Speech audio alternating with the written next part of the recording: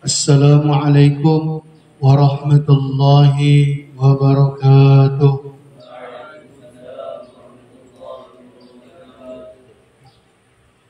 Innal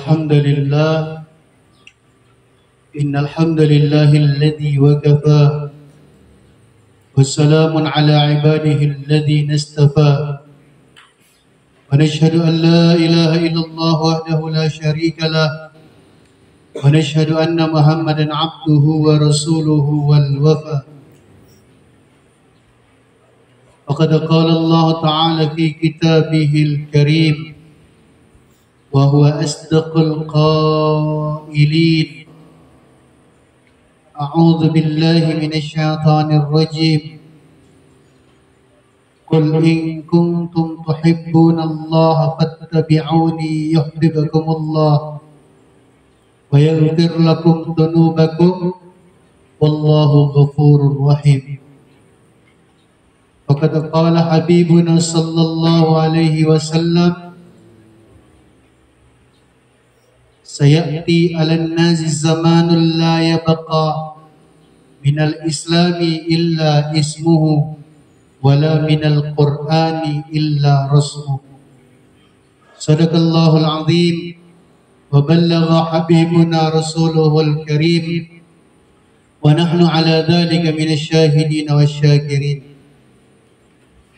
Ahibah rahimakumullah, akramakumullah, ikhwati fillah, ayyuhal muhibbun, ayyuhal mumtahinun.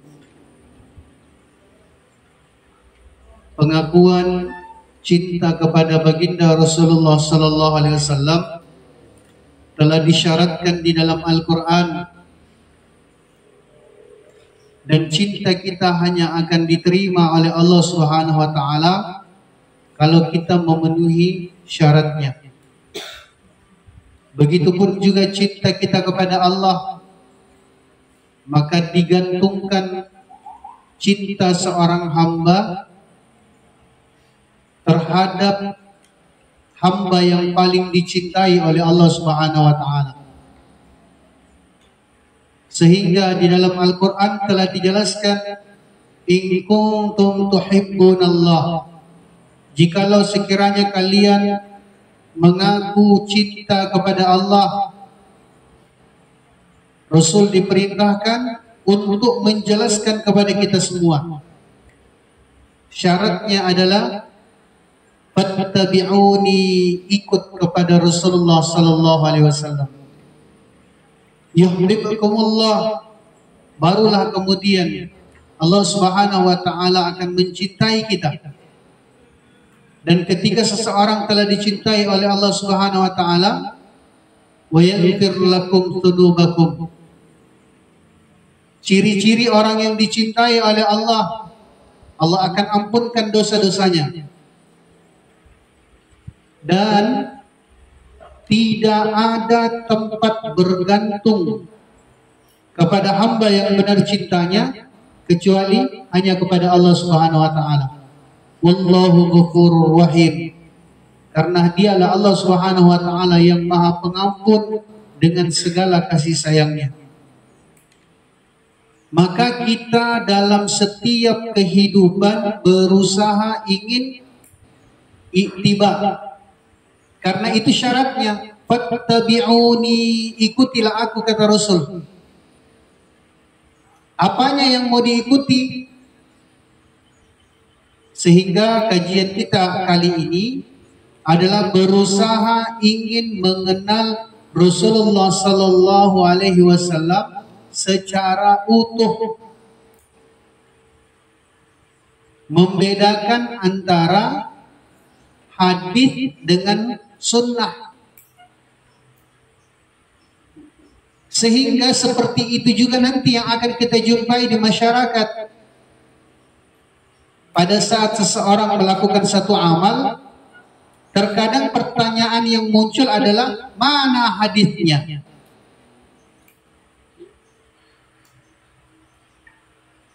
Maka para fuqaha telah menjelaskan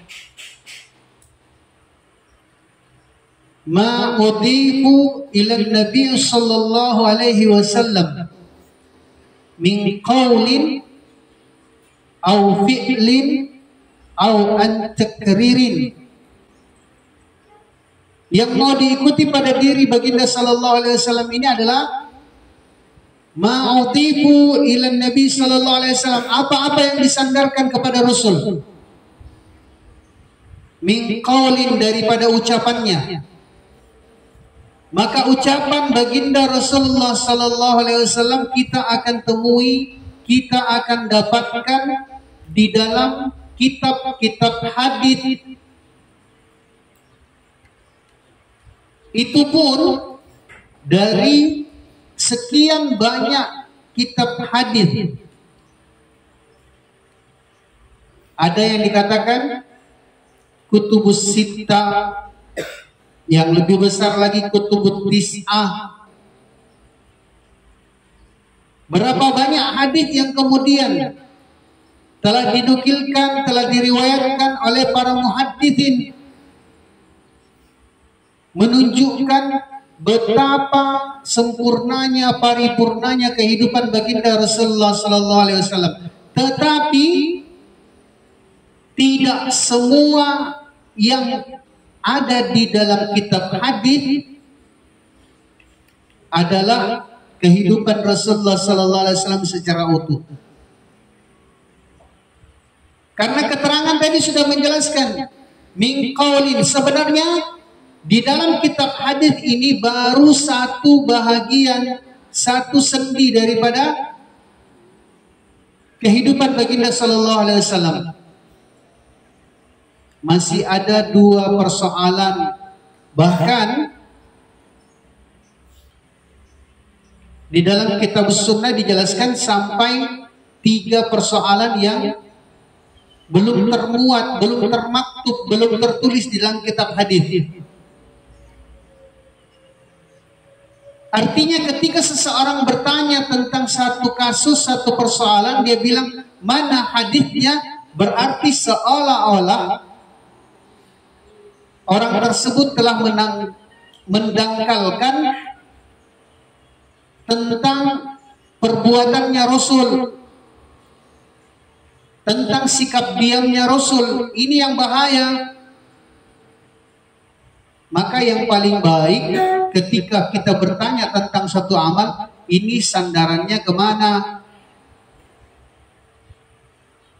Sekali lagi dijelaskan, tidak semua apa yang ada di dalam kitab hadis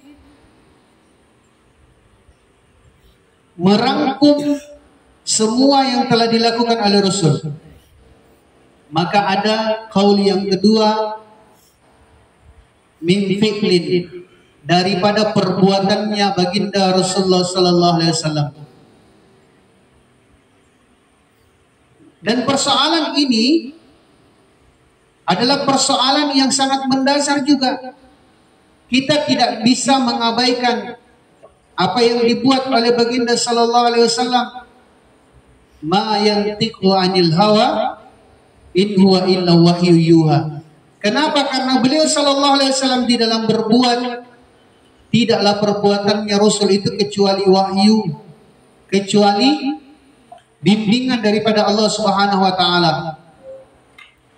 Maka Rasul sallallahu alaihi wasallam di dalam perbuatannya dibagi ke dalam 3 persoalan. Yakni yang pertama adalah surah. Ingat hurufnya shad, surah. Kemudian yang kedua adalah sirah. Kemudian yang ketiga adalah syarirah. Jangan dipukul rata, semua bunyinya S. Suratul Nabi Habibina sallallahu alaihi wasallam. Terkadang kan orang menganggap itu budaya, itu kebiasaan, tsumma naudzubillah. Kalaupun memang itu adalah budaya, budaya yang langsung diajarkan oleh Allah untuk dipertahankan. Kenapa? Karena tidak semua budaya-budaya orang Arab itu dibuat oleh Rasul. Maka yang bersesuaian dengan wahyu yang diridhai oleh Allah Subhanahu wa taala, itu yang kemudian dipertahankan dalam kehidupannya Rasul. Karena banyak juga budaya-budaya orang Arab yang tidak dibuat oleh Rasul, tidak masuk di dalam kitab-kitab surah. Mulai daripada ujung kepalanya baginda Rasulullah SAW, apa yang dia kenakan, bagaimana senantiasa beliau SAW berusaha untuk menutup kepalanya, bagaimana kaifiat memotong rambut, bagaimana wajahnya Rasul, bagaimana jasadnya Rasul, pakaiannya Rasul, langkahnya Rasul, dan sebagainya. Ini yang kemudian ternyata kalau kita kaji, kita tidak dapatkan di dalam kitab hadis, tetapi kita dapatkan di dalam kitab-kitab yang menceritakan tentang surat Nabi sallallahu alaihi wasallam, tentang gambar perawakan secara jasadiahnya beliau sallallahu alaihi wasallam. Maka belajar daripada kitab-kitab sirah akan memperdalam usaha dan upaya siapa saja untuk kenal kepada Rasul. Daripada perbuatannya baginda sallallahu alaihi wasallam yang ada pada dirinya, kemudian perjalanan kehidupan baginda sallallahu alaihi wasallam itu seperti apa? Ini juga yang kita mau pelajari, ini yang kita mau dalami. Apa yang dilakukan oleh Rasul, bagaimana perjalanan hidupnya, susah senangnya beliau sallallahu alaihi wasallam, cara menyelesaikan masalahnya, status beliau ketika beliau sebagai seorang anak, bahkan pada saat dia yatim, status beliau ketika dia sedang bergaul dengan yang lain, bermuamalah, bermuasyarah, sampai beliau sallallahu alaihi wasallam menjelang remaja, dewasa, sehingga menjelang kematiannya. Semua akan bisa kita dapatkan di dalam kitab-kitab yang menjelaskan tentang sirah baginda Rasulullah sallallahu alaihi wasallam, perjalanan kehidupan Rasul. Kemudian yang ketiga adalah syarirah. Apa yang menjadikan Rasul gelisah? Apa yang senantiasa difikirkan oleh Rasul? Sehingga dari apa yang difikirkan oleh Rasul ini pun juga masih terbagi. Ada yang telah dizahirkan oleh Allah, ada yang telah diwujudkan, ada yang telah dinampakkan oleh Allah Subhanahu wa taala natijah dan hasilnya. Tetapi ada yang masih ditangguhkan. Dan ketika itu ditangguhkan, sebenarnya memberikan peluang, kesempatan kepada kita untuk menyempurnakannya. Kita masih diberikan ruang di situ supaya kita mengambil bahagian yang dikatakan dengan sunnah hammiyah, cita-citanya Rasul sallallahu alaihi wasallam. Yang paling jelas, yang paling nampak, bahkan setiap hari menjadi kerinduan, kerisauannya Rasul ini. Kalau itu kita buat, berarti kita menjadi bahagian orang yang ingin mewujudkan sunnah hammiyah. Kerisauannya Rasul, bagaimana setiap lelaki balik mereka datang ke masjid, sholat berjamaah 5 waktu. Bagaimana setiap wanita mereka menutup aurat secara sempurna. Ketika laki-laki dengan laki-laki dia berjumpa, yang dibicarakan adalah kebesaran Allah. Ketika perempuan dengan perempuan berjumpa, yang dirindukan adalah kampung akhirat.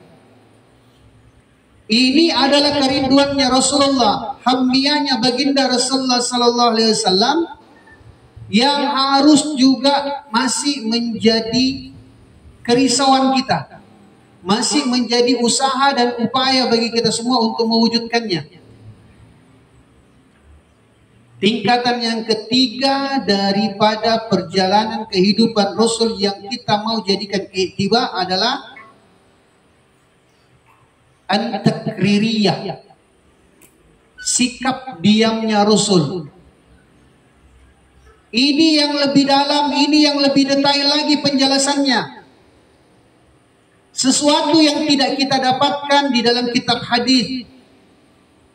Kemudian kita ngaji juga daripada kitab sirah, ataupun juga kita ini khatam daripada kitab Hayatus Sahabat. Karena ciri-ciri daripada hadis yang bersifat fi'liyah, ciri-cirinya itu adalah bukan Rasul yang menyampaikannya, tetapi sahabat yang meriwayatkannya, sehingga kita temukan di dalam hadis itu ra'aitu nabiyina habibina Rasulullah sallallahu alaihi wasallam, seperti itu. Jadi kalau ada kata ra'aitu, berarti ini adalah fi'liyah, perbuatannya Rasul. Bukan hadis, tidak diucapkan oleh Aisyah, tidak diucapkan oleh Rasul, tapi Aisyah kemudian meriwayatkan. An Aisyah radhiyallahu ta'ala anha qalat, kana Rasulullah sallallahu alaihi wasallam. Maka kalau ada katakan ciri-cirinya seperti itu, maka ini ditingkatkan, disamakan kedudukannya dengan hadis, meskipun bukan Rasulullah sallallahu alaihi wasallam yang mengucapkannya. Berarti fi'liyah, perbuatannya Rasul. Yang lebih dalam lagi ini adalah sikap diamnya Rasul. Jangan sampai kasus itu pernah terjadi zamannya Rasul. Rasul masih hidup. Ketika terjadi persoalan itu, terjadi kasus itu, maka kasus itu dibawa kepada Rasul, dilaporkan kepada Rasul. Apa yang terjadi? Sahabat menceritakan, hakadza wa hakadza, seperti ini dan seperti ini ya Rasulullah, kami telah melihat dan kami tak pernah mendengarkan ini daripada ucapanmu. Kami tak pernah melihat ini menjadi bahagian perbuatanmu. Tetapi dia sahabat kami telah melakukan seperti ini ya Rasulullah. Inilah ciri-ciri orang beriman. Ciri-ciri orang beriman itu bukan tajassus, bukan mencari-cari kesalahan. Bahkan kalaupun juga sudah jelas-jelas salah dia lihat, dia hindarkan dirinya ini daripada suudzon, berprasangka buruk. Maka sahabat dia tabayyun, dia langsung datang kepada Rasulullah SAW menjelaskan, ya Rasulullah, bagaimana sikap kamu? Ya Rasulullah, bagaimana menurut Anda kalau terjadi seperti ini? Sekali lagi diulangi, itu terjadi pada zamannya Rasul. Rasul masih hidup, tidak dibuat oleh Rasul. Maka ketika dilaporkan kepada Rasul perkara itu, kasus itu, amalan itu, apa yang terjadi? Yasqutu habibina sallallahu alaihi wasallam, atau yatabassam habibina sallallahu alaihi wasallam. Dua hal yang dibuat oleh Rasul ketika itu dilaporkan. Rasul diam, atau di lain kisah Rasul cuma tersenyum. Rasul tidak katakan neraka, Rasul tidak katakan bid'ah, Rasul tidak katakan haram, khurafat dan sebagainya. Maka sikap diamnya Rasul sallallahu alaihi wasallam telah mengangkat derajat daripada amalan tersebut setingkat sama dengan sunnah. Menjadi sunnah itu dengan sebab tidak ditegur oleh Rasul, tidak dikatakan haram oleh Rasul, tidak dikatakan bid'ah oleh Rasul. Makanya sangat menyedihkan sekali. Harusnya ada perasaan takut di dalam diri kita ketika mendengarkan atau duduk di dalam majelis sedikit-sedikit bid'ah, sedikit-sedikit haram, sedikit-sedikit neraka. Rasul saja masih hidup, tidak kemudian menjatuhkan hukum terhadap persoalan itu. Kita yang lahir belakangan, bukan siapa-siapa, nasabnya tidak jelas, sanad keilmuannya tidak jelas, langsung kemudian berani menentukan hukumnya bid'ah katanya. Apa-apa yang tidak dibuat oleh Rasul, apa-apa yang tidak dia dapatkan di dalam kitab hadis, semuanya bid'ah. Sehingga terkadang perbuatannya Rasul saja dia bid'ahkan.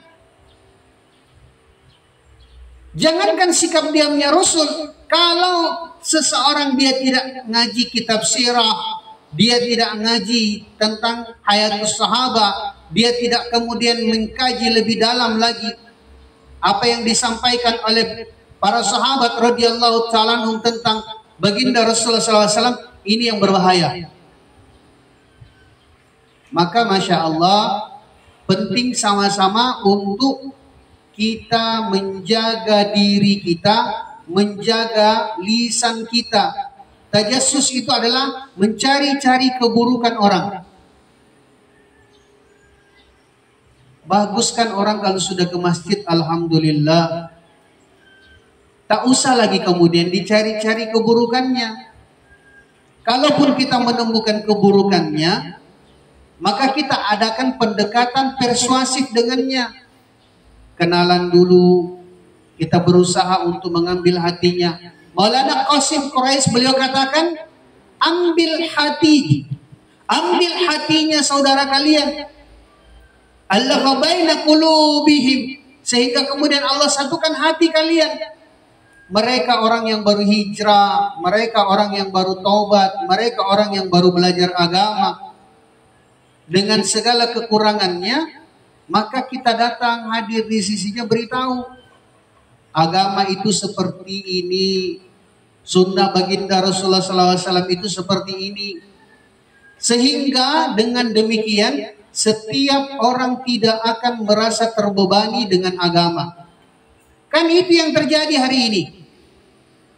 Kenapa hari ini seolah-olah susah bagi setiap orang untuk melewati tahap-tahap pertobatan?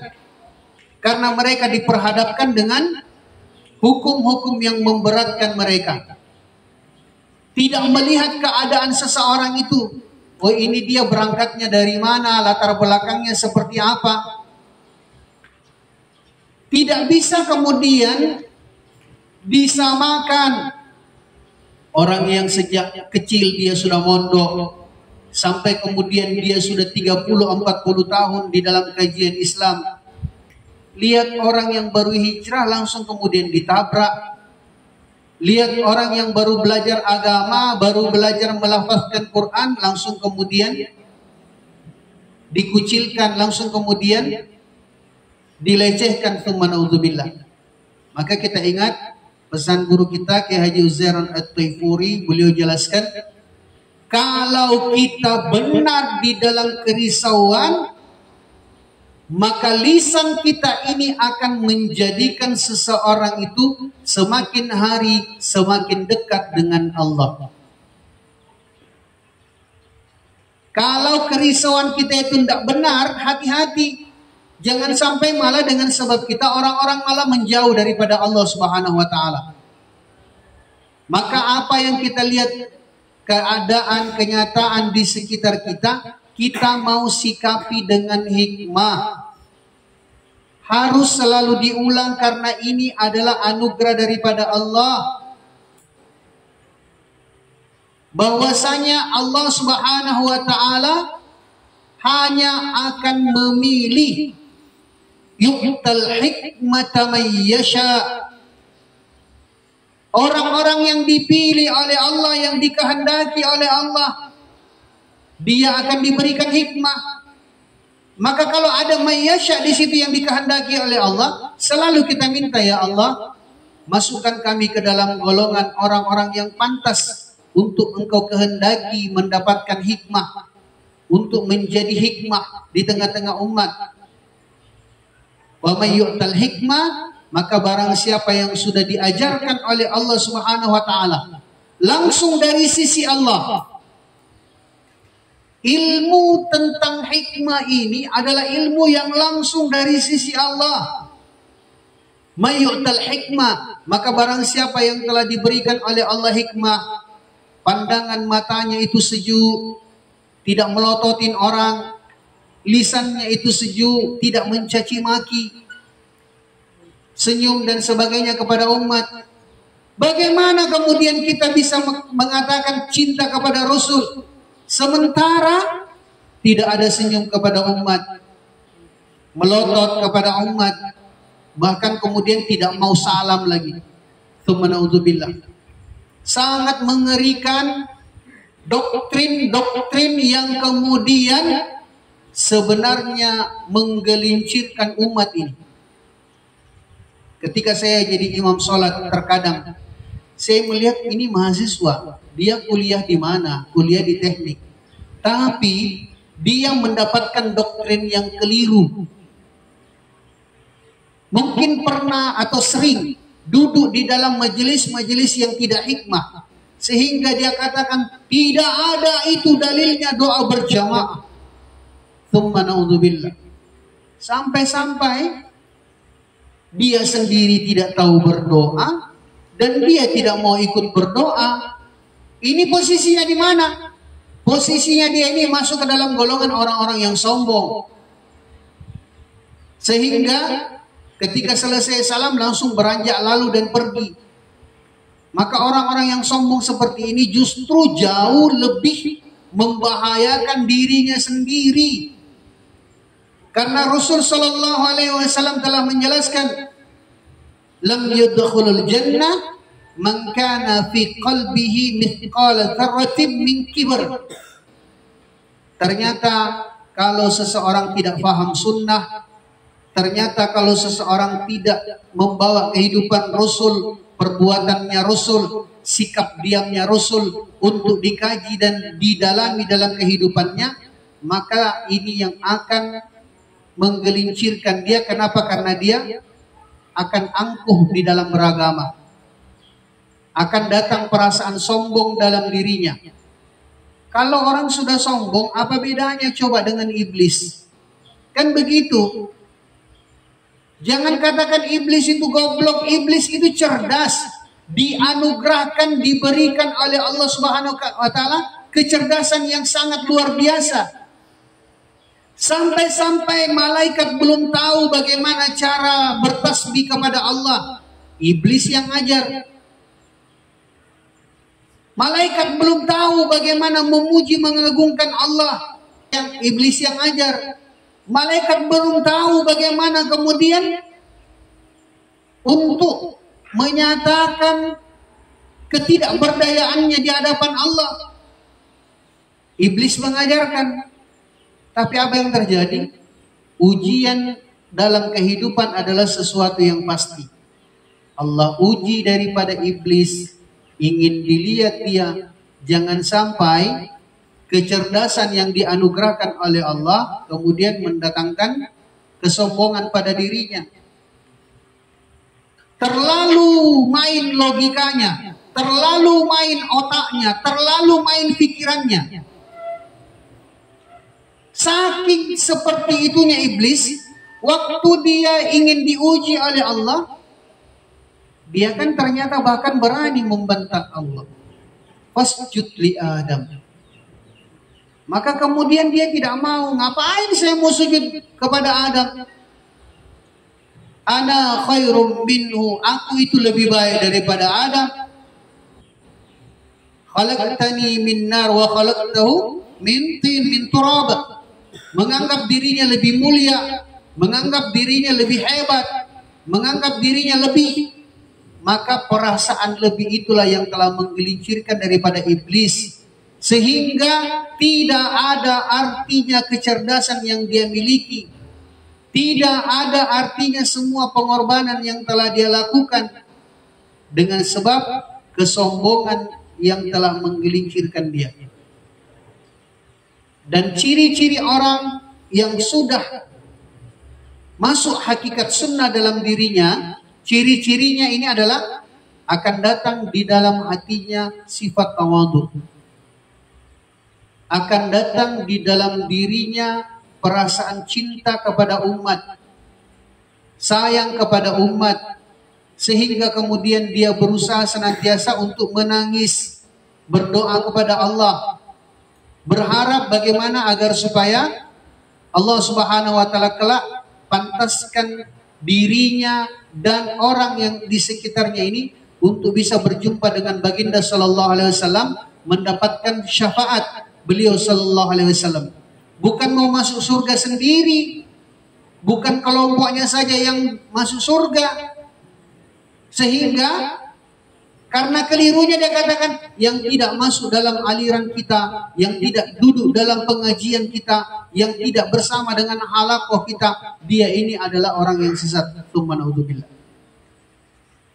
Jadi inilah pentingnya kita memahami tentang kesempurnaan hal-hal yang disandarkan kepada Rasulullah sallallahu alaihi wasallam.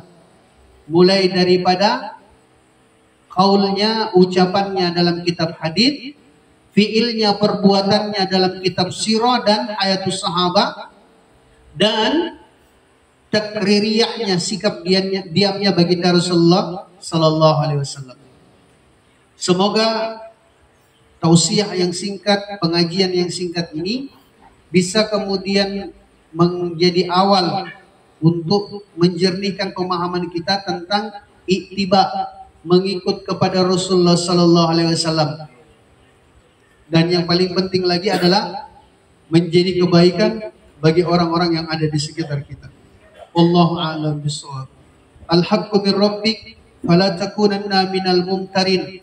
Kebenaran pasti memang dan hanyalah milik Allah. Subhanakallahumma wa bihamdika nasyhadu an la ilaha illa anta nastaghfiruka wa natubu ilaik. Subhana rabbika rabbil izzati amma yasifun wa salamun alal mursalin walhamdulillahi rabbil alamin. Wassalamu alaikum warahmatullahi wabarakatuh.